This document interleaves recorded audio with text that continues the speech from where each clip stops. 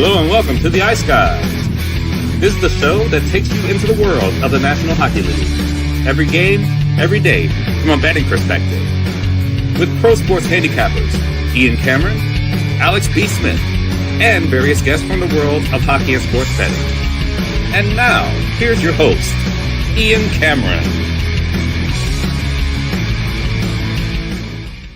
Welcome to the Ice Guys, Tuesday, March 18th. Ian Cameron and Alex B. Smith with you, ready to break down the Tuesday NHL slate. And, of course, as usual, a ton of games on this Tuesday. We've got 9 on tap coming up tonight. Before we get into Tuesday night's action, though, we'll look back on the slim Monday night NHL card that we saw. And, as Dave Malinsky would say, one of the greats in this industry, wonderful man, tremendously knowledgeable, insightful, one of the most eloquent speakers of any bettor or handicapper I've known in my lifetime. One of the things he would say is when you start to have a bad read on a team or you start to see good spots for a team and they don't come through for you, then it becomes time to, as Dave would say, put that team in the drawer. And I think that might be the time to do that now for the Columbus Blue Jackets at this point in time. That's a disappointing loss for them, a 2-1 loss to the New Jersey Devils. Credit to Jake Allen, though, 45 saves in the victory for the New Jersey Devils. I'm telling you right now, in just the short form, the recent form, he's been a little bit better than Jacob Markstrom. I think that's fair to say at the moment right now. He is certainly seeing pretty good performance lately in net for the New Jersey Devils, and he was magnificent last night. Other than a Matthew Olivier goal to make it 2-1, he had a outstanding performance for the Devils last night. And like I said, a very solid effort from New Jersey. 2-1, they get the job done over the Columbus Blue Jackets there last night in that one. Tampa Bay, I wish they had scored 4, but they didn't. And they only get 2 last night against the Philadelphia Flyers. But the Flyers shut out in back-to-back games. Probably should have taken the Flyers team total under, but nevertheless, that's back-to-back games that they've been shut out, and a 2-0 win for Tampa as they get some redemption against the Flyers, who beat them in Philadelphia last week, 4-3 in a shootout. Tampa gets them back there. This was frustrating, man. Buffalo, I had the first period over, so I'm happy about that. But boy, oh boy, that game's 2-2 last night, Sabres-Bruins, with 6 minutes to go in the second, and no regulation goals after that. It goes 2-2 to overtime, scoreless in the third, and Buffalo gets the overtime win, 3-2 over the Boston Bruins last night. Bruins now starting to realize, reality sinking in, that playing like the roster that's depleted coming out of the trade deadline now, unlike the first few games coming out of the deadline there. So to lose that full game over, which was the show best bet, was tough, very tough. But Buffalo gets the win there, 3-2 in that one. Credit to the Toronto Maple Leafs. That was finally a 60-minute effort.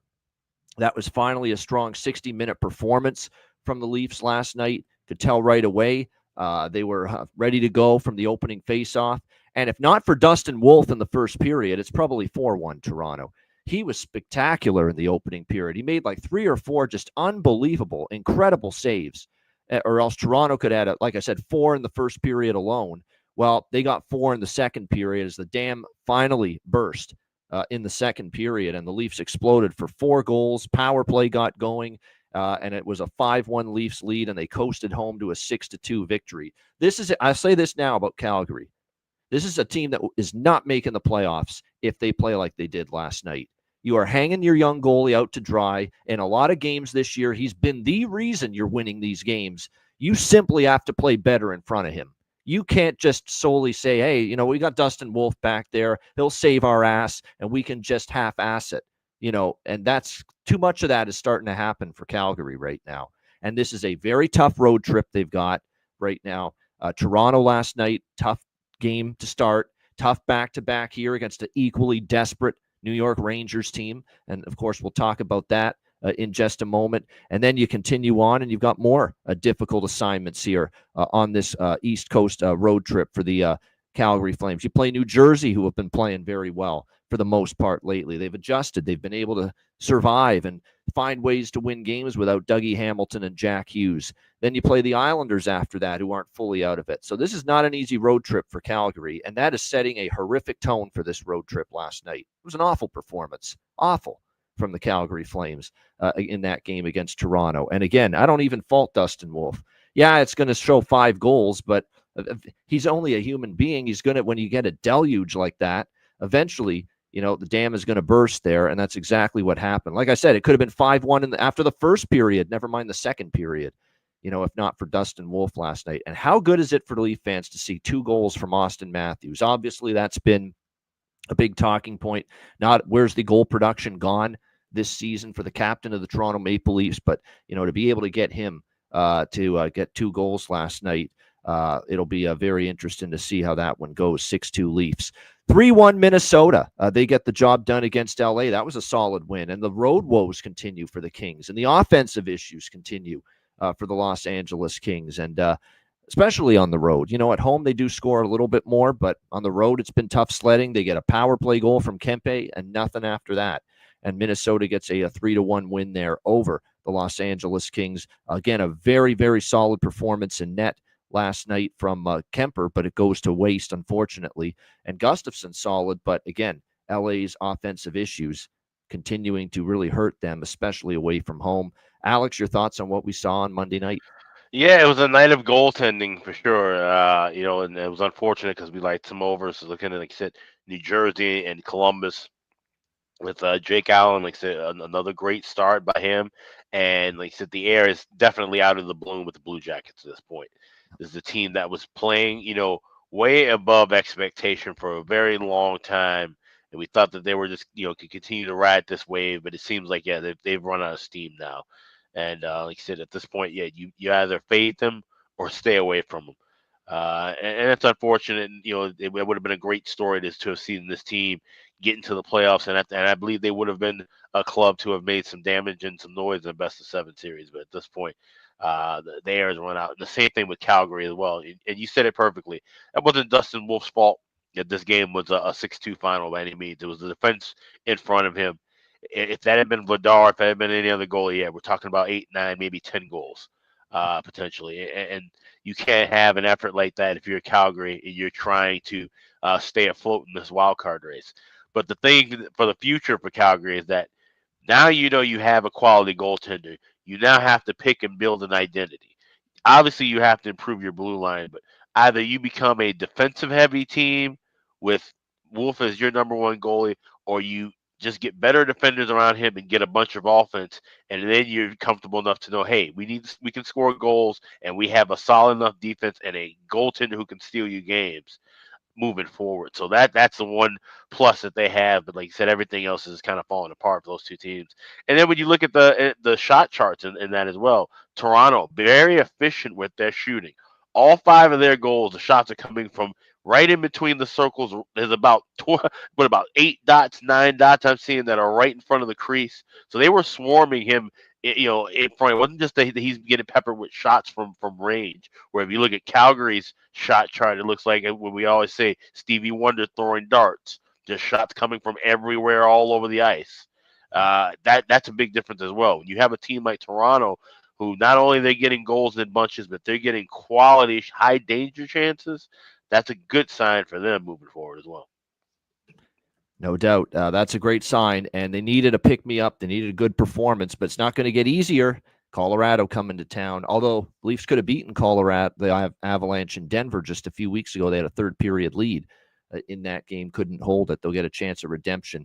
There's only 2 games tomorrow night, as Bailey notes in the chat, and it's the good and the bad of the TNT doubleheader. Leafs, Avs, great game, phenomenal. Wild Kraken, not so much.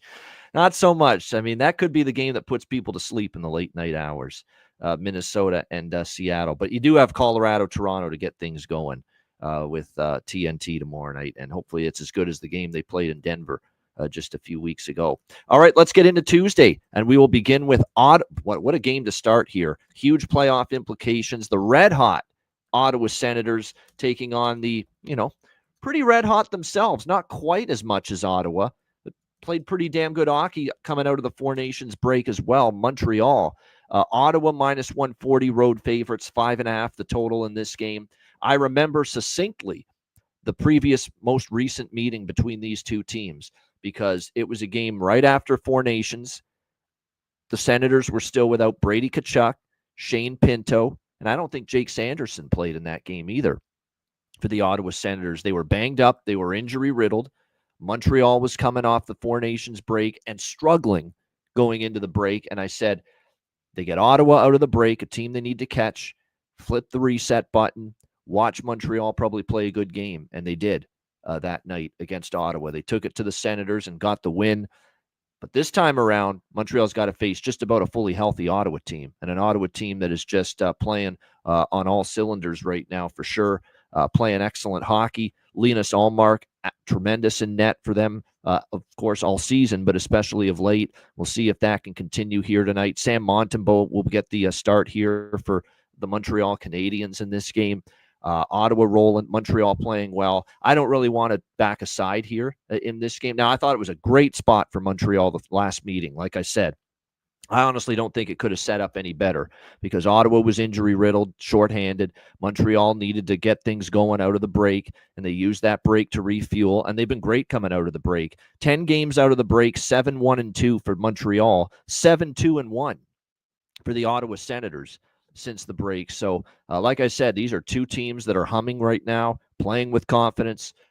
It's a huge game for both teams. It's probably bigger for Montreal just because they're on the outside looking in, or they're the team that's just knocking on the door right now of the Eastern Conference 2 wildcard spots. You look at entering play tonight, Montreal 71 points, 1 point behind the Rangers for the second spot, and 6 points behind Ottawa, who currently hold the first wildcard spot in the East. So this will be interesting. Ottawa dominated Montreal, as John points out, before that win for Montreal. And credit to Montreal. Like I said, I thought it was a great spot, but I want to see Montreal beat this Ottawa team now with Ottawa at full strength. And we'll see if they're able to do that. I like the draw here. I think the draw is worth a shot in this game. Wouldn't shock me if we need overtime. For Montreal, if they want to catch Ottawa, it's probably good for them to win in regulation, better for them to win in regulation. But I think when you look at it first and foremost, get the points in the bank. I think we're starting to see that with a lot of teams. Conservative play kind of takes over late in the third if the game is tied. So the draw to me is in play here in this one. As far as the total goes, it's 5.5, but it's not a strong opinion for me either way with the total. I will note it was a huge under night last night. And in a lot of the games where we saw, teams needing points, other than the Calgary game, but that, again, was just a horrific game from Calgary, so it kind of got away. But other than that, we did see a lot of unders. And you're right, tight checking and playoff hockey is starting finally to take hold here in the last few nights in particular. Alex, what do you think here, Ottawa, Montreal? Yeah, I love the draw here as well. And this is, like I said, some spots where I'll start taking some smaller, and these won't even be quarter unit plays. These will be smaller than that. Just shots on maybe those correct score prices. 2-2, I'm seeing 11-1. 3-3, I'm seeing plus 1,300. So I'll take a couple shots there. Like I said, and lean more toward the under, obviously. So taking a 2-2 score rather than, say, 4-4 on a draw for those correct score prices. But I'll have that as well as the draw. Plus 330. Best price I'm seeing at FanDuel, plus 325. I'm seeing it Bet Online, plus 310 at MGM. So please make sure to shop around with those. No doubt. Yeah, it had been all Ottawa until the last two meetings where Montreal has beaten them twice this year. Early in October, it was a 4-1 Montreal win. And then, of course, the game after the Four Nations break in Ottawa where Montreal won 5-2. There are some props I like in this game.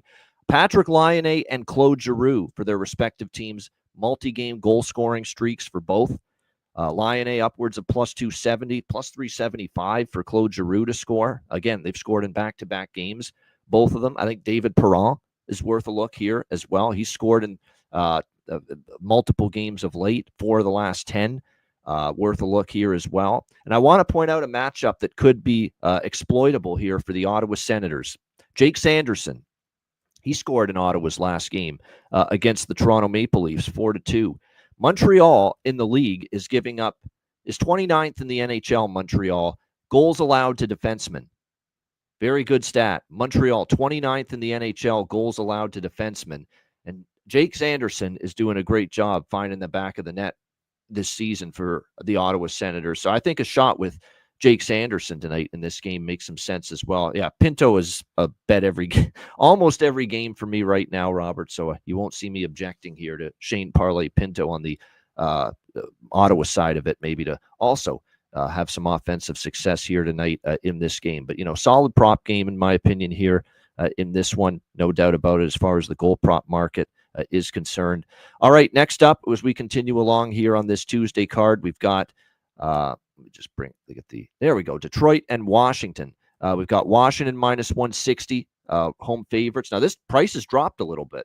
We're seeing it opened as high as minus 200 here with the Capitals as home favorites, down to about minus 160 in most spots currently. And the total here sitting at, looks like, 6.5, depending on where you shop. So, again, shop around. If you like under, get that 6.5. No reason not to. And if you like the over, get a 6. There's no reason you shouldn't be able to get, better prices here with whatever side you like here in this Red Wings and Capitals game. So I remember these teams played just recently in Washington, and Detroit jumped on Washington 2-0, and then they actually still led the game going into the third period, and then it was just a nightmare third period where they gave up 2 shorthanded goals, and it just completely crumbled for the Detroit Red Wings in that game. But they did play well early. Mrazek is going to get another start here for Detroit. Todd McClellan's using his noodle finally and saying, you know what, Peter Mrazek shut out Vegas in his last start. Maybe we should be giving him another opportunity here and riding with him because, look, but he can't be any worse than Lyon and Talbot. Talbot, they've been certainly inconsistent throughout the course of the year. I think when you look at it, though, it's good that they're going back to Mrazek. He's getting the confidence going. He had a really solid performance in the win against Vegas, albeit it was a schedule loss for Vegas because it was a brutal spot, but you got to give the Red Wings credit there for that performance. Logan Thompson in net here for the Washington Capitals. Tricky spot for Washington. They are coming off the Cali road trip, and we'll see how they handle it. The 3 games out there against Anaheim, LA, and Vegas. They beat Anaheim and San Jose with the loss against LA nestled in there. They did win the 2 games started by Logan Thompson, who is now on a 4-start win streak for them going into this game. Beat Detroit 5-2, was in net that night against the Red Wings as part of this 4-game win streak for him in this one. Detroit's got the I don't like betting against and laying prices against teams that need the points, but I don't know if I'm as in a hurry to take Detroit this time around as I did the last time. It's a matchup that does concern me for them against Washington. I think if you're going to take a shot with Detroit, it's kind of cooled off lately, but I know Jonathan mentioned this, the streak of games where Logan Thompson had given up 3 goals or more, not playing nearly as good. It's kind of cooled off a little bit in that regard, because if you look at Logan Thompson's last 4 starts, he's given up 4 in a couple of them, but he's given up 2 and 1 in the other 2. That being said, if I were to even approach betting Detroit in this game, I would prefer the team total over 2.5, because still trusting the Red Wings to win the game can be a little bit dicey. I am going to take a shot with Detroit to get a goal in the opening period of this game as well, laying a little bit more of a price with that, but that's exactly what they did the last time in Washington, and I think that could be the period where Washington's their most vulnerable with them returning from California and that 3-game road trip. And as far as the full game total, I am going to go over by Fecta here, but more so on the first period over. I think first period over can get there. Detroit, Washington, that first period over was pretty easy, the last time these 2 teams played, so I could see that coming through here again. And of course, also the gift might also be worth a look here with Detroit and Washington, because Detroit got those 2 quick goals very early in the opening period. So it's an over by Fecta for me here, primarily with a little bit more of a stronger stance on the first period, over 1.5. Alex, what do you think here, Detroit, Washington? Yeah, so I'm going with the first period over 1.5. You can lay minus 125 right now at Caesars, or you can wait a little bit in game. But I also like first period, both teams to score. I grabbed that plus 158 is where you can get that at FanDuel. And I'm going to take a shot here with just looking at those 2 in particular. As far as full game over, I'm a little dicier on. Like I said, I think this could be one where it's a little tighter. So I'm seeing draw plus 340. I will grab some of that. It's not my favorite draw, but this is, like I said, 2 teams needing points. So I will have a little bit of that in pocket. But mainly on that first period over, playing some of that at -125 and looking to add on more in game, along with that both teams to score +158 at FanDuel.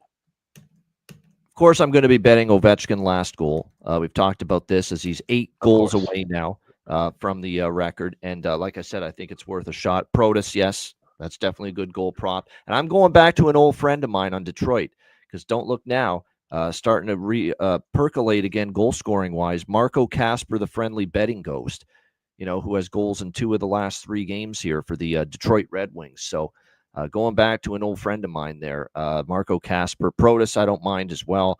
Worth a look as far as a goal scorer prop in this game for the Washington Capitals. What a season he's had, obviously, for them.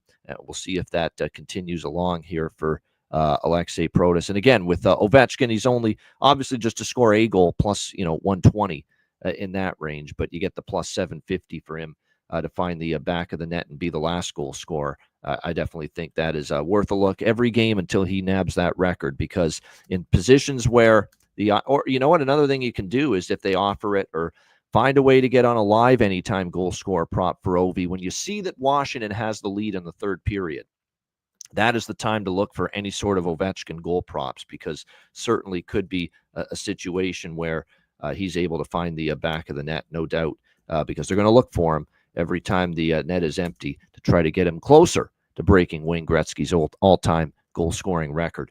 All right, the New York Islanders and Pittsburgh Penguins. Islanders -115 road favorites. The total 6 here, shaded to the under in this game. The Islanders, what a stirring comeback for them. Got to give them a little applause here and a little recognition for the win against Florida. I mean, 4-2 victory over the Panthers. Now, they feasted on a Florida team that was in a pretty tough spot. It was back-to-back on the road for them after being in Montreal the night before. But you still have to give them credit for that, a 4-2 win against the Stanley Cup champions. Meanwhile, this Pittsburgh Penguins team, my goodness, 4-game win streak against Minnesota, Vegas, St. Louis, and New Jersey. They've scored a grand total of 18 goals in those 4 games combined. So their offense has really started to get it rolling here for the Pittsburgh Penguins of late. We'll see if that continues here in this matchup tonight against the Islanders. 7-2-1 over for the series history, by the way, between these two teams. I'm going to rock with it. No first period here, just full game over. 7-2-1 over. For some reason, these two teams get together. There's goals. Pittsburgh's offense is rolling. I think from a goaltending standpoint, I know it's going to be obviously Tristan Jarry. He did give up 3 against New Jersey the other night, even though he's played well since his second opportunity here. Second life here with the Pittsburgh Penguins. Sorokin projected but not confirmed for the New York Islanders, and I'm on the draw here. Definitely feels like a kind of a draw spot to me. We've been staying away from these Thailanders lately as far as betting their games to go to overtime, betting the draw, but I'm going back to it here tonight. I lean Penguins too, but you know me with Pittsburgh. I don't like this team still, even though they've won 4 in a row. And I know the moment I say, yeah, I'm going to bet Pittsburgh, it'll be 4-3 Islanders tonight. You just watch. So I'm not doing that. I could only take Pittsburgh right now. They're playing well. They're playing with some confidence. They're scoring goals. They're playing with some pizzazz, some effort.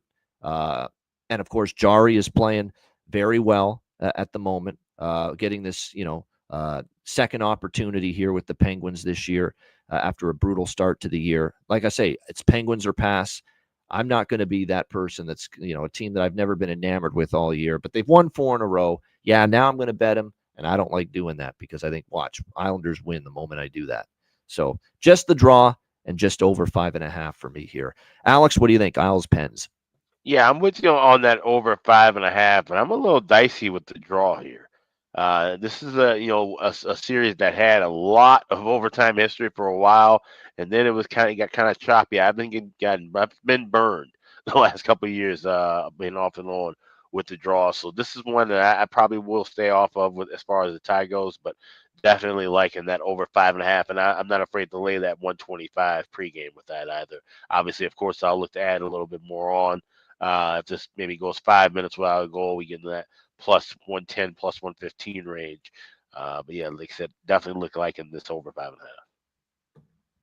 All right, there you go. Good stuff is there. As far as props for this game, Islanders and Penguins, if you look at the here's one that I'll throw out there. Obviously, Crosby and Raquel have been very good for Pittsburgh, especially during this win streak and rust, and they've got that line. I know we've seen Phil Tomasino kind of step up, at times and give this team a little punch offensively, no doubt. How about, I don't know if this is going to continue, but he's only playing on the third line, but Connor Dewar, who they got from the Toronto Maple Leafs at the deadline, he's playing with Blake Lizotte and Noel Acciari. He's actually scored in back-to-back games for the Pittsburgh Penguins, Connor Dewar on the third line. Now, he's not much of an offensive player. He never really has been a big offensive producer going back to Minnesota, and he really wasn't that way with Toronto either. But he has scored in back-to-back games for the Pittsburgh Penguins on that third line. So maybe a little small shot at Connor Dewar. It's as high as plus 800, in some spots. So why not,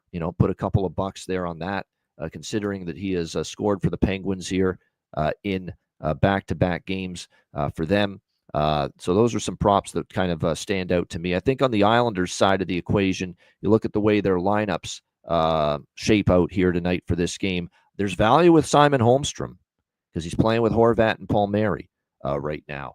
A good point that Jonathan makes. Lee usually has a good history against Pittsburgh. And the other one I'd go back to the well with is Anthony Duclair, second line for the New York Islanders. So Anthony Duclair supposed to be a guy that's very capable offensively and streaky, but I could see him finding the back of the net for them here tonight in this game. So those are some of the props I would look at there with the Islanders and Penguins as far as goal prop is concerned. All right, next up, we've got that's probably true, Jonathan. If he's right from the area, you're right. We give him a break. All right, Calgary Flames and New York Islanders. New York Rangers rather.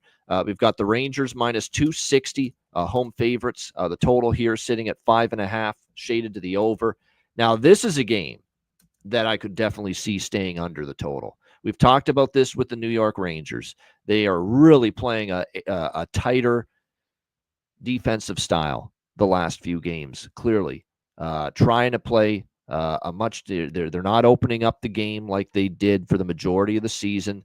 And they're trying to, I think they're trying to protect their very shaky blue line, not take as many chances to try to make sure this blue line doesn't give up as many odd man rushes or maybe is prone to as many breakdowns in their own defensive zone. And as a result, 4 straight unders here for the New York Rangers. And to be honest, the style of play is kind of working because, they gave up 3 to Edmonton, but 2 of the goals were in the third. They had only given up 1 goal going into the third period of that game. They shut out Columbus. They give up just 2 goals to Minnesota. And even in a loss to Winnipeg, they only give up 2 goals there. So this New York Rangers team and their defensive, their transition and changing their spots, if you will, a little bit to taking care of their house, if you will, taking care of their own end. It's given them a chance to win these games. They're playing tight, close games. That being said, they're still only 2-2 in those 4 games. Calgary comes in losing 3 in a row here. We talked about how awful that game was last night because they basically had a miserable defensive game. They were hemmed in their own zone. It was just too easy for the Leafs to move the puck around, and they really broke down that Calgary D last night. They hung Dustin Wolf out to dry. It's their 3rd straight loss. This is kind of like Columbus West right now. The Calgary Flames kind of falling apart, kind of going in the opposite direction. I'm very fascinated to see what Ryan Huska does goaltending-wise because Dustin Wolf got taken out after the second period. They put Dan Vladar in to finish that game in the third. Was this going to be a Dan Vladar start all the way? I probably was initially going to be Dan Vladar's net tonight against the New York Rangers on the back-to-back, but it hasn't been confirmed yet. Does he maybe run back Wolf again, or does he keep it as was originally planned that this was going to be the start here for Dan Vladar tonight? That's going to be interesting to see what he decides to go with. I don't hate the taking a shot with Calgary. I can't do it, though, after what I saw last night. In a back-to-back spot, it's tricky. I don't like the way the team is trending right now. I could maybe talk myself into maybe the draw because the Rangers don't win games easily or comfortably, and I could see this being a close game. Rangers have played a lot of close games lately, no doubt. In this new defensive style that they've kind of adapted here kind of lends itself to close hockey with the threat of overtime. So the draw, a small draw perhaps I'll take a shot with, but nothing more other than that. Like I said, I think this is probably an under game. I mean, Calgary is going to have to win lower scoring games on the road right now. They're going to have to play a lot better in their own end than they did last night against Toronto. I think they know that. And the Rangers are playing a much tighter style of play right now. So this probably does feel like a lower scoring game, especially with both teams needing points in a big way in their respective wild card races. Alex, what do you think here? Calgary Flames, New York Rangers. Yeah, this is the one where I have to wait for the goaltending, because if it is Dustin Wolf, then under and draw both will be on my card. Even Vladar's been good lately. I still have that visions of that Florida game in my mind from him. He has, but at the same time, I worry about if it's a defensive effort like last night with Vladar in that. New York, they can play as tight defensively as they want. They still might be able to find 4 or 5 goals of their own, and this thing creeps over. So, it'll be a pass if it's Vladar, and this will be a game with the under and the draw if it is Wolf confirmed. Yeah, that's not a bad approach. Just wait for the guy. I'm kind of there too. I haven't locked in the draw or anything. The under makes sense. I would probably go that way regardless of who's in net for Calgary because of the way I think this game will be played, pretty tight. But like I said, I'm waiting to see what the lineups are for these respective teams. There's not much I'm looking at as far as goal props here tonight necessarily, but I will say this about Calgary. Morgan Frost should have scored last night, but obviously it was a great challenge by Toronto, and it was offside. It was the right call there, but so maybe he'd be the one person for Calgary I'd be interested in as far as a goal prop. For me, the only one I'd be interested in is Will Cooley, who will happen to get the only goal for the New York Rangers against Edmonton. And we've talked about, how well, he's been playing obviously for this New York Rangers team of late. So very interesting to see how this one goes. I understand people in the chat, including John Massey, who's as unbiased a Rangers fan as it gets, taking the big number with Calgary. I get it. New York Rangers minus 260 is, you can't touch that. You absolutely cannot. You cannot endorse that in any way, shape, or form. But my issue is Calgary, trusting them to get it done on a back-to-back with the way they're trending right now. Oh, I thought Alex was going to jump in and say something. No problem. On we go. Nothing more to add. All right, next up, we've got Anaheim and Dallas. We've got Dallas minus 350, home favorites, I should say, in this game against Anaheim. The 6th the total in this game. I mean, this has got to be a kill spot for Dallas. I mean, you've got to come in here and take care of business. Anaheim's fallen on hard times. That was pretty ugly from Anaheim against St. Louis the other night. But Dallas is coming back off, a little series of pretty big games and a huge one on the road against Colorado on Sunday, a game where they were clearly the second best team most of that game, but a little bit of a 30-second lapse from Colorado allowed Dallas to pounce and get that game from 3-1 to 3-3. Credit to them for battling back. And that's Dallas's offense this year. They're never out of a game. They can strike quickly, even when they don't have their A game. And they showed that against Colorado. So that was good for them to be able to rescue a point and get that game to overtime. But Colorado ends up winning it with the Cale Makar goal in overtime. Very great play, a great play by him for that 4-3 win. Dallas has owned Anaheim. That being said, this is our system that we've mentioned on this show with the minus 300 or bigger favorite, where oftentimes the big underdog strikes early in the game. And even our good buddies there, the Robinsons, they'll often tell you, and they have often said, as Dallas Stars fans that they are, that they give up a goal to these lesser teams at home often. We have seen that quite a bit. So I'm going to take Anaheim to score in the first period. That's the only Anaheim bet I'm taking. Just taking them to score in the first period. Because the one thing I expect from Anaheim is, look, you're not making the playoffs. You could talk yourself into the fact that we're still mathematically alive. You're not making it. You got too many teams to pass, to leapfrog, and you're just not good enough to string a long win streak together at any point. But you're coming off a 7-2 loss, a blowout defeat to St. Louis.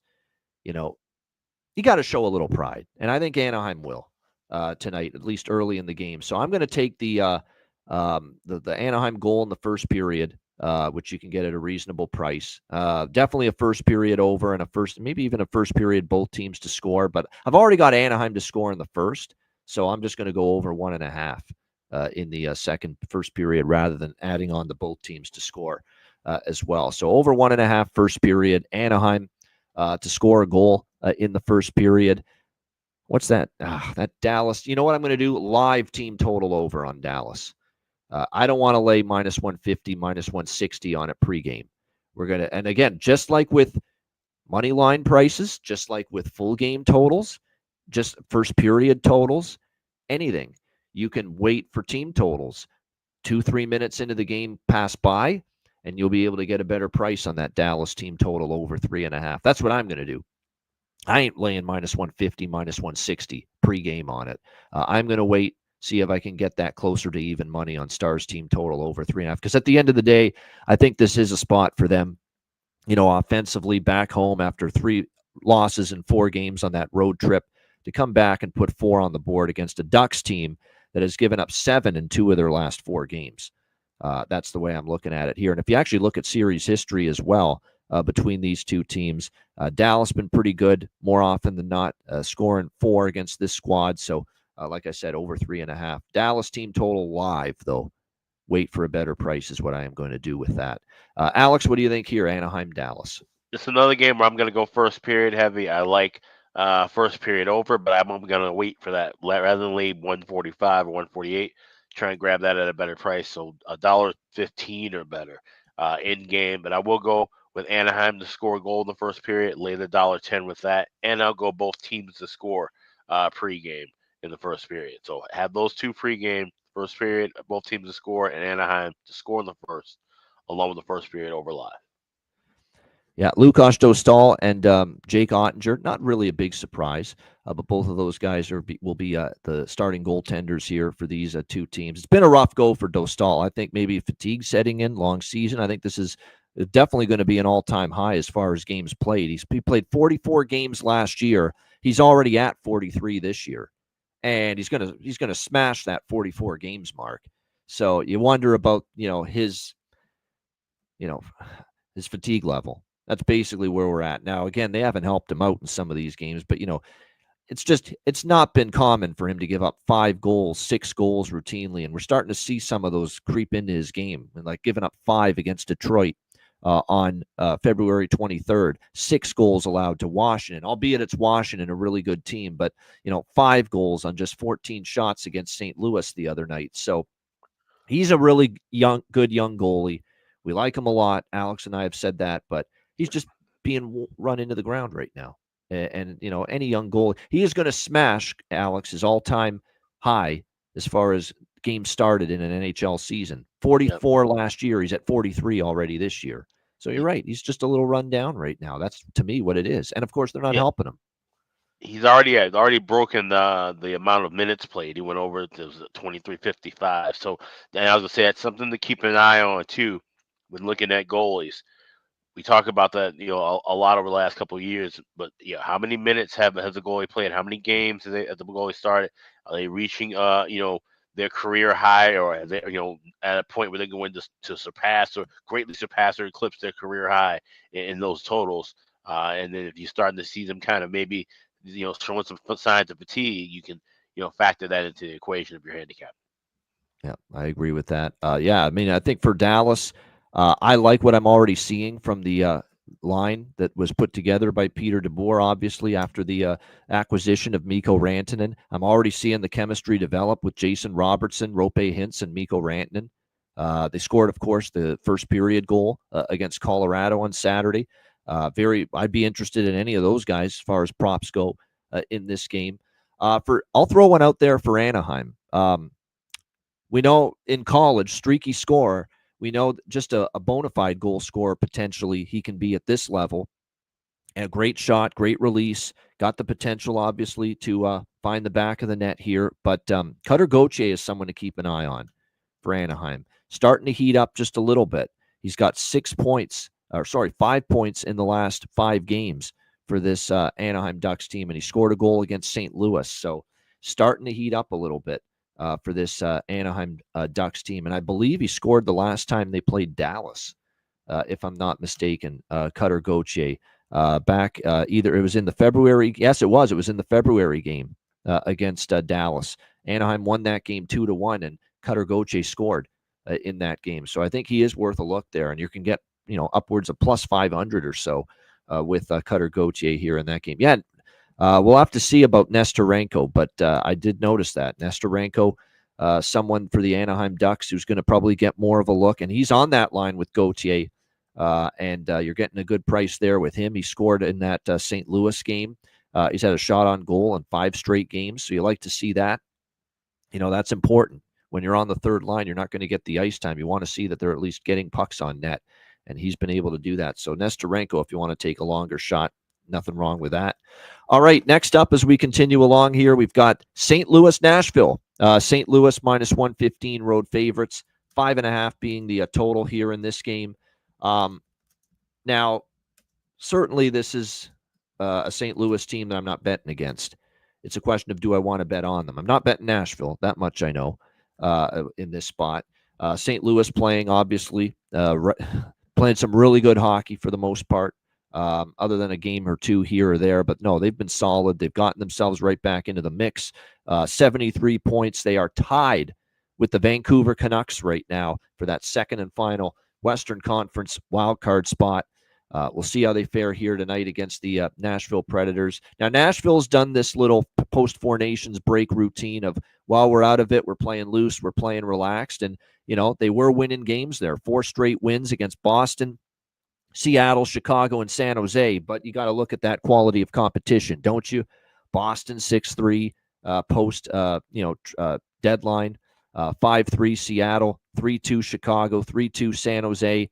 And then they lost the last 2 games of that road trip in Anaheim and LA, and the offense, dried up just a little bit in that game. So we'll see if Nashville can get it rolling again here at the offensive end of the ice. I think the most staggering statistic going into this game is that 12 of the last 13 meetings of these two teams have gone over the total. 9-1 of the last 10 have gone over. 12-1 the last 13 head-to-head meetings with the Blues and the Predators have gone over. St. Louis got them 7-4 in the previous meeting this year between these two teams. So I'm going to do a little bit of a Blues. I don't, the line looks short to me, but I couldn't care less. And I couldn't care less if it's Hofer in net. Hofer was actually not bad in his last start, played solid. And I know he's not as good as Binnington, but I think this is a cheap price on a better hockey team. So I'm going to go Blues money line with team total over split, and I'm going to go over by Fecta here, but more so on the full game with this one instead of the first period, because it's the full game overs that have been extremely strong between these two teams. So over 5.5 minus 120 is probably my favorite bet in this game, even more than the 2 Blues bets. But I'm on all 4 of those. Blues money line, Blues team total over, first period over, full game over. Alex, Blues Predators. Yeah, I bet it last night with Blues money line. I got minus 114 at FanDuel. That price is still available. But of course, that 5.5, you can get minus 118. That's something I will bet it now, and I'll also grab the first plus price that pops up in game as well if there's not a goal early. And if I'm seeing the pace, I can add on to that first period over as well. So this is a good spot where I think we can see goals tonight, and like I said, in favor of St. Louis. So should be a fun one. St. Louis in the over. Like I said, full game, pregame, and adding some first period over with a little bit extra of that 5.5 at plus money in game. I agree fully with Braden Shen, what Jonathan's saying. He scored in back-to-back games as well for the St. Louis Blues. The captain finding his offense at the right time of season for the St. Louis. What a night for him against Anaheim the other night. Scored and got in a fight in the opening period of that game against Jacob Trouba. So big-time night for Braden Shen there, and he scored in back-to-back games. So, yeah, I like it. Definitely a good goal prop there in that one. I've already bet it myself. Won't you be my neighbor? Is he starting to heat up? Jake Neighbors, he scored in back-to-back contests for the St. Louis Blues as well. So Jake Neighbors, keep an eye on him. He hasn't had quite the huge boom offensively that he had last year, but you're definitely seeing signs of him start to heat up. Dylan Holloway's always a threat. He scored in the blowout win against Anaheim as well. For Nashville, yeah, the O'Reilly Auto Parts, that angle, of course, former St. Louis Blues player, wanting to score against his old team. Yeah, I could definitely understand maybe looking toward his props. Luke Evangelista, Jonathan making note that he scored goals in bunches against this St. Louis Blues team. So there's someone to keep an eye on. Buchnevich starting to, heat up a little bit. Certainly more from a point standpoint with him. But certainly overall, he has fit well since he's been back in the lineup. They put Buchnevich, Thomas, and Neighbors together. And I think that's also helped get Neighbors going, because that trio played together a lot before Buchnevich got hurt. And now they're together again, Buchnevich, Robert Thomas, and Neighbors. And it's getting Neighbors going here right now for the St. Louis Blues. That's a good line right now for the St. Louis Blues, the way they've been playing. And by the way, as I mentioned, this is the front end of a back-to-back for St. Louis. They're saving Binnington for actually, no, it's not a back-to-back for St. Louis. They don't play tomorrow. They play against Vancouver Thursday against the Canucks, but they're opting to, give Ho for this start and probably play Binnington. That's Thursday. a huge game, obviously, right Against in line with who you're catching. Yeah. So they want him fresh for that big showdown against the team they're battling with. Yep, for that second wild card spot in the Western Conference. All right, we roll along here on this Tuesday. Next up, we've got Seattle and Chicago in the Windy City as the Blackhawks return home after a little bit of a time away on the road. We've got Seattle minus 150 road favorites here in this game. The total sitting at 5.5, 6 across the board here in this one. Very, very much tempted by taking a shot with Chicago here. We'll see if I do. I know one thing. I'm not laying minus 150 with Seattle anywhere right now. That much I'm firmly aware, firmly in the corner of not doing that. Spencer Knight will get the start here for Chicago. Not a surprise, obviously. He started to separate himself just a bit from Soderblom in these alternating of goaltenders that we have seen from the Chicago Blackhawks lately in games. And Spencer Knight, even in the losses that he's had, he's played so well and given this team a chance for the most part. 4 straight losses for the Blackhawks, 0-4 on that road trip against Nashville, Colorado, San Jose, and Vancouver. Now they'll look to rebound here at home where, the home record is still kind of decent, at least 13-19. I mean, they're 7-28 on the road. The road has been a real rough go of it for Chicago. But, at home, they beat LA 5-1, and they had a loss to Ottawa in overtime on this ice. And of course, they beat Utah 4-3 in overtime in a game that, means everything to Utah because they're battling for their playoff spots right now. So this is just Seattle on the road. No, not at this price. I'm very much interested in Chicago here. Maybe a small sprinkle on them at plus 130. The only concern for me is they're coming off the road, but they have been competitive and feisty, at home. They beat Utah here at home. They beat Los Angeles here at home, and they lost in overtime to a red-hot, at the time, Ottawa Senators team on home ice. And Spencer Knight is more often than not going to give this team a chance. So, like I said, this is a tough one either way. These are two teams that are where they are in the standings. So, like I said, these aren't the easiest sides to pick, but I think the value is now with Chicago. I think you got to show something here after a winless road trip back home. Spencer and net gives them a chance, I think. So we'll get in on Chicago for something small at least. Plus 130. Alex, what do you think here? Kraken, Blackhawks. Yeah, we've seen a 3-1 run to the first period over with Spencer Knight in net for the Hawks. This team plays better overall in front of them as far as just energy level and pace goes. But Seattle, like I said, they're a good team as far as giving pace and energy right back early in contest. So I do like that first period over. You lay $1.25 at BetMGM, but I'll look to add a little bit more in game. And there's a player prop that I like here, a defenseman, somebody who's not used to scoring, but he's definitely been jumping in the rush a lot lately. I'll talk about him a little later in the bargain bin. All right, bargain bin coming from this Seattle and Chicago game. We've talked about this guy for Seattle, and I'm telling you right now, we're betting him tonight to score. Newman! We've talked about him. Yanni Newman for the Seattle Kraken. He's been the Finnish forward's done really a solid job since he's been called up here to this Seattle team, playing with McCann and Burakovsky on the third line, but he has scored in 2 of his first 3 NHL games, and he has 5 shots on goal in those 3 games combined. So Yanni Newman for the Seattle Kraken, definitely looking at props involving goal prop tonight involving him right now. You mentioned it with Chicago. Ilya Mikheyev actually has goals in 5 of the last 10 games, 3 of the last 5. He's been picking it up lately.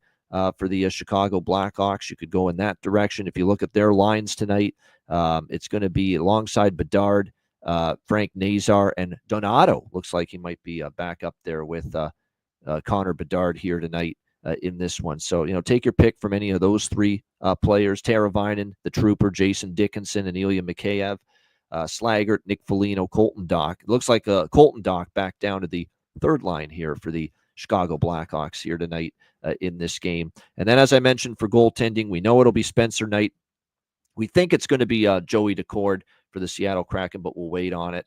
And yeah, I'll get in on that first period over for sure. Maybe even the full game over, but more so first period over because of Chicago, playing with that, as Alex mentioned, a little more gusto in these games when Knight is in net. And the Kraken over is off a loss is, it has been strong. So we might dabble in that. Again, be careful with overs. We've seen turning of the tide here. We've seen the tide turn a little bit here as far as the games being more. But this is not one of those games that falls into that category. This is two teams that are not making the playoffs. So it goes back to who's blocking a shot, who is playing strong defense here on either of these two teams right now. That's the question when you're not going to the playoffs. And yes, I will give them some love because, it's on Vlasic. He's shown some flashes. Wyatt Kaiser has still got room for growth. Ethan Del Mastro has shown something, but you're right. Artem Levshunov here for the Chicago Blackhawks, no doubt. They're giving him opportunity. First pair defenseman. I've liked what I've seen. Skates pretty well. Playing on the power play, getting those minutes as well. So, yeah, Levshunov, no doubt about it. Someone to keep an eye on here if you want to take a shot for. Certainly, I would think, you could go goal and assist prop with him, but power play point prop. As well. Don't rule that out because he's going to get that opportunity on the man advantage for this Chicago Blackhawks team, no question. All right, next up as we roll along, we got just 2 games left. And wow, what a big bit of news here for the Edmonton Oilers for this next game against the Utah Hockey Club. Edmonton minus 150, home favorites. 6 the total, shaded to the over in this game. Both Zach Hyman and Matthias Ekholm back from injury and in the lineup tonight for the Edmonton Oilers. Massive reinforcements for them, especially Ekholm. Ekholm, one of your stabilizing forces on the blue line for the Edmonton Oilers. And it's unfortunate that they're bringing these guys back because I was kind of interested in fading Edmonton in this spot here coming off, obviously, the last 2 games of that road trip. They did the New York area road trip, Islanders, Devils, Rangers this past week. And now they're coming back home after winning the last 2 games on that trip, the Islanders and the Rangers, now back home here against the Utah Hockey Club. But a Utah team that I'm always interested in as a dog on the road where they've been better at home, and the points mean everything right now to Utah. But I got to admit, then I see that Edmonton's getting Hyman and Matthias Ekholm back, and that certainly could be, an adrenaline shot for them going into this game tonight against Utah. But it is still a tough spot for Edmonton. You are coming back home off the road trip. Karel Vejmelka in net for Utah tonight. He's been solid. Cal Pickard will get the start for the Edmonton Oilers. He's coming off a gem where he played very well. 1 goal allowed against the New York Islanders, a 2-1 win for Edmonton in overtime in that game. But he has a pattern of following up a good start with a not-so-good start. That is something we have seen from him on occasion. Look at what we've seen lately. 2 goals allowed against Colorado. Then he gives up a whopping 6 against Washington. He gives up just 1 goal against Carolina. It was a phenomenal outing. He gives up 4 goals in the first period of the next game he starts against Anaheim, and he got the hook in that game as well. He got pulled after that first period. I remember it. After looking so good on the road in Carolina, he came back home against Edmonton, and he laid an egg and did not look good. So this might be also a Utah to get on the board in the first period look for me here as well. I could definitely see Utah getting on the board. I still lean to the Hockey Club here, plus 130. Desperate for points, playing pretty decently. Edmonton in a bit of a tricky scheduling spot. Pickard's pattern of not playing well after a good game or a good start. And that's sometimes what you get with the journeyman goaltenders like he is. So I'm still very interested in Utah, but I will admit, not as much do I like them after seeing that Hyman and Ekholm are going to be back for Edmonton, because those are 2 big time returns to the lineup here for this Oilers team. Alex, what do you think here? Utah, Edmonton. Yeah, I'm just looking at BetMGM. I'm seeing for Utah goals in the first period, you can get over 1 plus 190, over 1.5 plus 320. So I might take some small nibbles with those. But other than that, this game's kind of a pass for me because, like I said, Utah needs the points. Edmonton, can be a kind of pesky, tough team too. It just depends on what mood they're in any given night, especially at home. So this is one I'll be looking to bet maybe live. But if I have to bet anything pregame, that over 1 look and over 1.5 look, I might take some small shots with those. Yeah, I just remember, you know what it is? I remember this exact same scenario for Calvin Pickard. They came back home off a road trip. He played well in the Carolina game on the road. Similar score. It was 3-1 in that game for Edmonton over Carolina. Pickard was great. Comes back home. He gives up 4 in the first period against Anaheim. Kind of a similar setup here. He was great against the Islanders in his last start Friday, 2-1. Now he's back. They're back home off a road trip. He's getting the start at home. Is he going to get lit up in the first period again? I'm not saying it'll happen, but I'm drawing the parallels here, which is why I'm attracted to Utah in the first period team total, the over 1. I'm not going to go the 1.5 because over 1 by itself is a pretty good price, plus 190. But like I said, I think they could get 1, perhaps 2 in the opening period here, the Utah Hockey Club, even with Hyman and Ekholm, because sometimes too, when you're bringing in your two, even though they're 2 important pieces to this Oilers team, sometimes you're bringing in 2 key players back, especially early in the game. You're out of sync a little bit, out of sorts, because they've been playing without those guys now for a little bit. So that's another thing to keep in mind here. So, the plus 130, I bet as well, the money line, but I like the early looks, I think, with Utah even more, because I think that's where Edmonton's at their most vulnerable, potentially, here tonight. All right, as far as props go for this Utah and Edmonton game, let me just see here. There are a few that piqued my interest here. I'll throw a crazy one out there because he scored in back-to-back games for Utah, even though he's on the 4th line. Kevin Stenlund. If you buy into him scoring for the 3rd straight game, it's plus 950. Just something to think about. I mean, he scored in back-to-back games for Utah. That's not a bad price. Plus 950. But yeah, scored in back-to-back games here for the Utah Hockey Club, no doubt. Now, Victor Arvidsson got a big goal for them against the New York Rangers on Sunday. Can he start to find it? Because they've expected more from him. He's definitely been a disappointment, there's no doubt. Logan Cooley, he was kind of in a, I don't want to say a funk, but, his offense did taper off a little bit. He scored in Utah's last game, and you can get him close to plus 300 in this game tonight. So certainly a Logan Cooley might be worth a look here in this one. Gunther with goals in 4 of the last 10 games. Now, you're not getting the great prices with Gunther anymore, plus 220, but obviously he's a threat every night for this Utah Hockey Club. But those are some of the goal props that I'm kind of looking at here as far as this one tonight with the Utah Hockey Club and the Edmonton Oilers, including that, like I said, that long shot there, even though he's on the 4th line with Nick Bukestad and Michael Carcone. Kevin Stenlund there at plus 950 as he looks to make it 3 straight games with a goal for Utah. All right, final game of this Tuesday slate, and it's a good one too. We've got the Winnipeg Jets, leaders of the Central Division, taking on the Vancouver Canucks, who, of course, are trying to hang on to that 2nd wildcard spot in the Western Conference, tied with St. Louis entering the night for that position. Winnipeg minus 165, road favorites, 5.5 the total here in this game. I got to admit, I'm tempted by those Canuckleheads. Maybe I'm a Canucklehead for even wanting to bet Vancouver, but it's just a more important 2 points for them than it is for Winnipeg. Winnipeg's looking more and more like they're sailing on through to winning the Central. Dallas losing head-to-head against Winnipeg on Friday really put Winnipeg in a spot where can they really be caught? They'd have to face plant down the stretch at this point, Winnipeg, to not win the Central Division. But you're seeing signs of them. You saw the Seattle game the other night. They weren't ready to play off the hop because, look, they're playing Seattle. They're in a comfortable spot, Winnipeg in the division, comfortably, at least for now, in first. And Seattle jumped on them early. But Winnipeg, good enough to come back, and you give them credit, and they really stifled Seattle the last 2 periods, allowing them to come back from that 2-0 early deficit, to win that game. I think what I might do, because I just basically told you how the game flow went against Seattle, was the one mistake I made is I didn't take Seattle first period.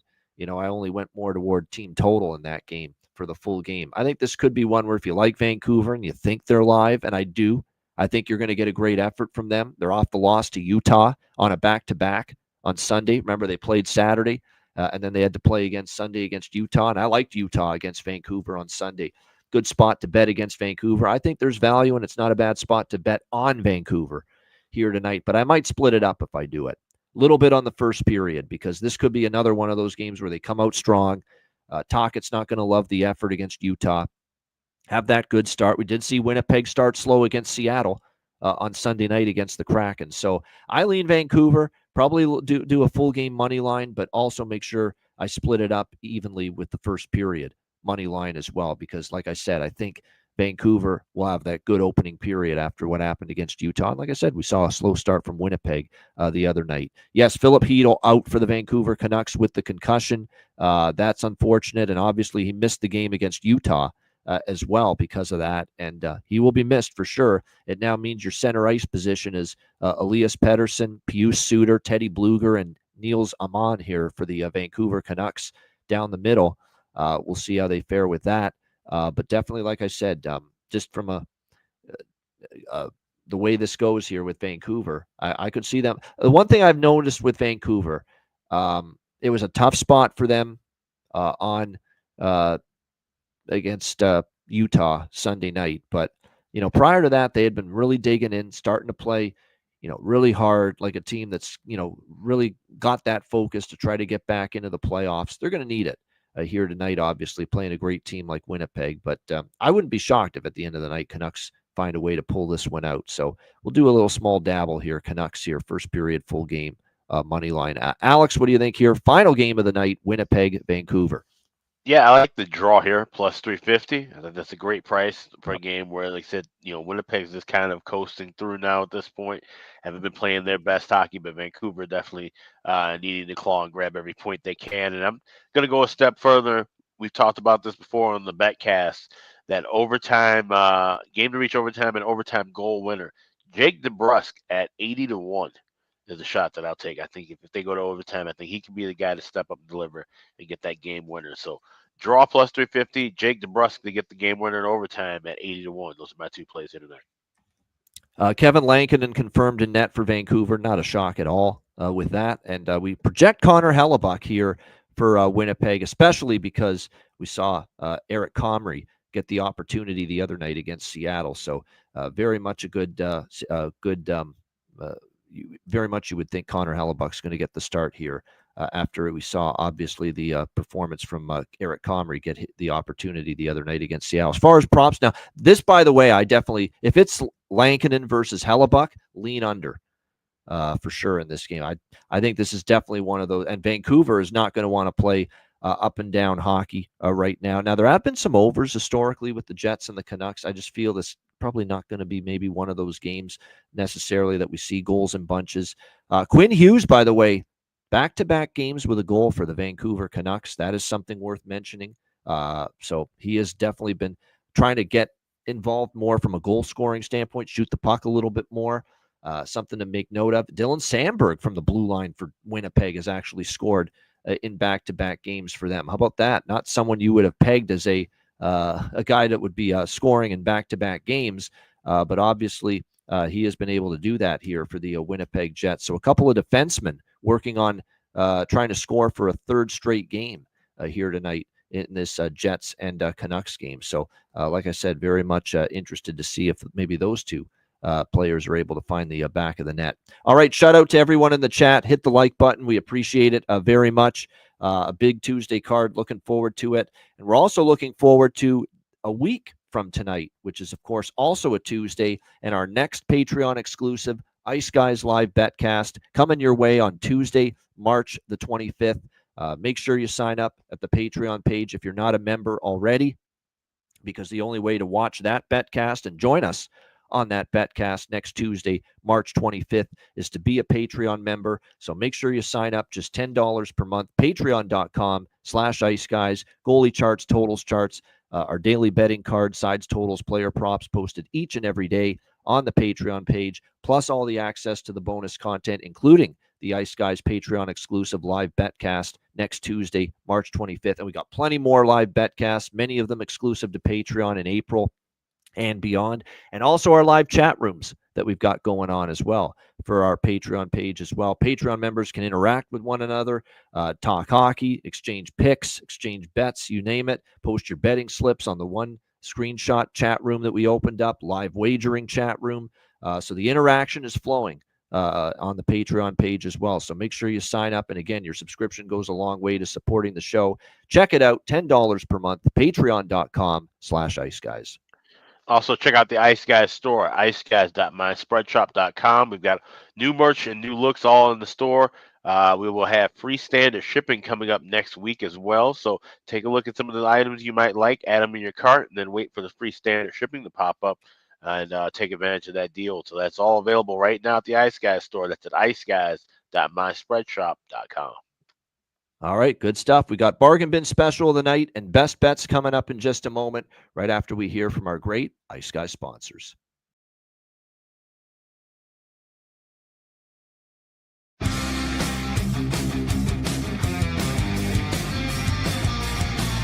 Support for the Ice Guys podcast is provided by Boston Hemp Incorporated, Tailgaters Social, and a big thank you to all that subscribe to the Ice Guys Patreon page.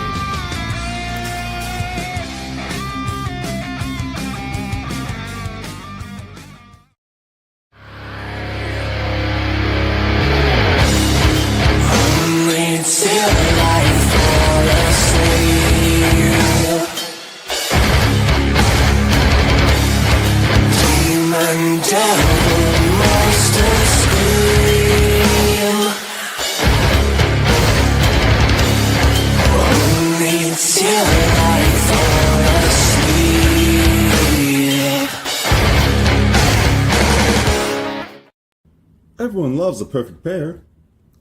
Bacon and eggs. Thunder and lightning. Mario and Luigi. A hot dog with fries. Ian and Alex B. That's right. Everyone loves a perfect pair. So why not pair up your game nights with Boston Hemp? From exotic flower to concentrates and edible products. You'd be hard-pressed to find a better pairing than Boston Hemp and hockey. Check them out today at bostonhempinc.com. That's bostonhempinc.com. Boston Hemp Incorporated, the official smoke sponsor of the Ice Guys. Void where prohibited by law. Not available outside of the United States. Must be 21 or over to obtain products. Check your local regulations to see if Boston Hemp is available in your area.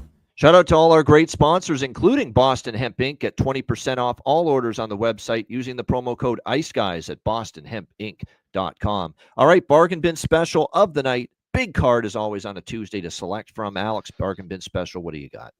Yeah, let's head out to the United Center. We got Seattle taking on Chicago. And we're talking about it with the defensemen that have been jumping up in the rush. That's been kind of one of the big changes since Anders Sorensen took over as head coach. And one guy who I think is going to be a guy who can get on the board tonight, Ethan Del Mastro. You get him anytime goal scorer at plus 1,100 over at FanDuel.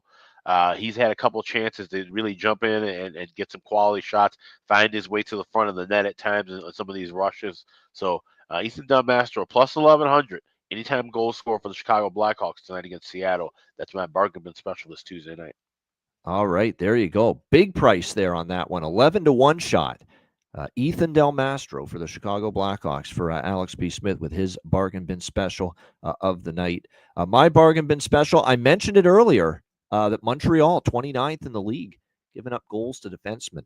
I'm going to take Jake Sanderson I'm going to give you two bargain bins. Jake Sanderson plus 650 for the Ottawa Senators is going to be one of my two bargain bin specials of the night. And the other one, he scored in back-to-back games. He's playing with great purpose.